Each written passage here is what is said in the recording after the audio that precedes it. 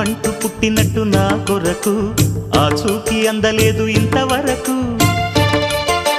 వచ్చింది గాని ఈడు ఒంటి వరకు వేధించలేదు నన్ను జంట కొరకు